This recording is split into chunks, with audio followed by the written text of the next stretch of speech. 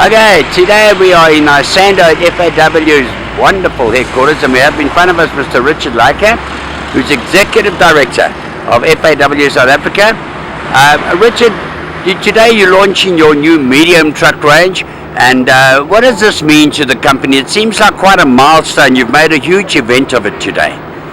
Yeah, I think we have to go into the low tonnage market, as we are mostly in the construction company, construction vehicle market. So now we're going into the smaller kind of market. So yes, it means a lot to us, and I think we are going to do well out of this particular range. And I see you've linked up, it's almost like an international truck. You've got Cummins engine, ZF transmission, Webco air brakes, very impressive, and built in South Africa. That's the slogan. That's a nice combination. In South Africa now, and of course that was all put together. The was put together in China, but of course we are going to execute and assemble and manufacture the truck here. Richard, let's go on to the assembly plant. I mentioned earlier, I was a little bit concerned about the size of the investment, 800 million, compared to local sales.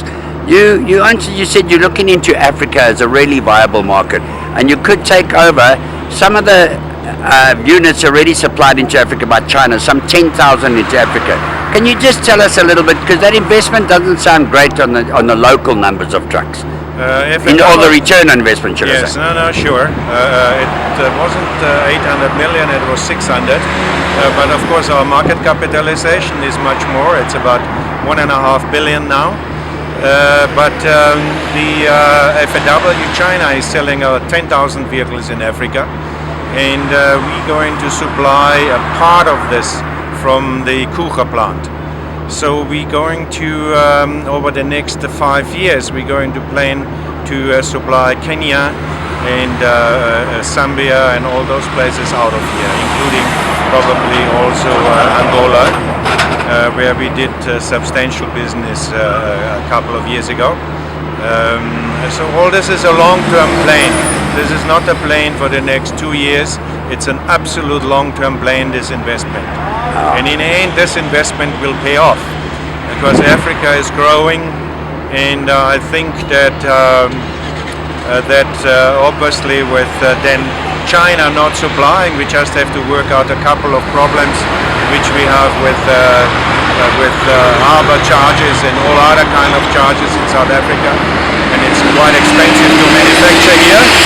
So yes, in the next couple of years, we will do a couple of thousand vehicles and export into China instead of into Africa instead of China. Instead of from China. Yes. Fantastic. But now the costs are also quite prohibitive. You mentioned like transport costs, I believe, up here into Africa are very heavy compared to China. The transport cost, harbor costs, extremely expensive from South Africa. There's this one problem. We are working on that problem because charges on shipping charges today into Africa are sometimes much more than what you pay out of Qingdao coming into Durban or Port Elizabeth. So you look at the different dimension here. But all this, I think, can be sorted out in the next few years.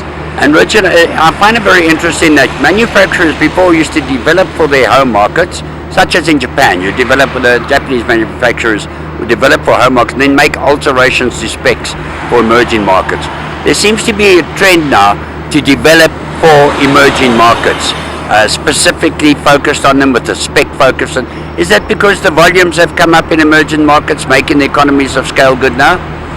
Because you say this is that's one reason, and also the client and the demand is kind of maybe different than it is in Japan or in China.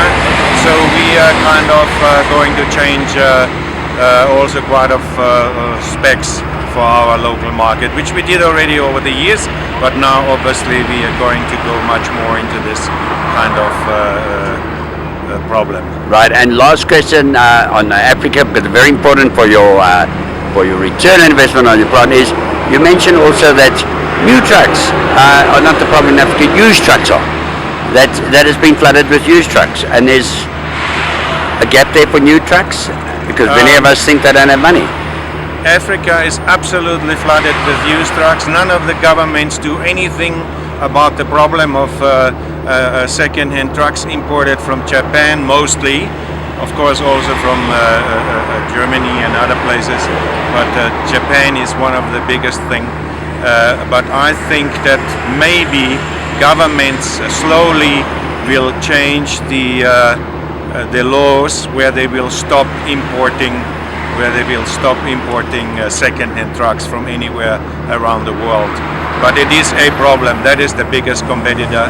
There is no real other competitor for us except second-hand trucks. Except second-hand trucks. And that will go on for another 2 to 3 years, I reckon. We have problems in Tanzania and in Malawi and other places. They all import second-hand trucks. And then within the 2-3 years, hopefully the cost structures will change, so you can get in there and compete on price.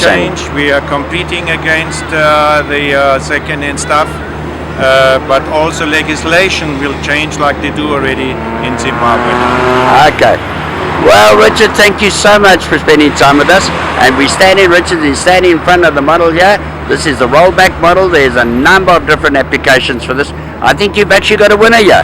And we wish you all the very, very best with your new range.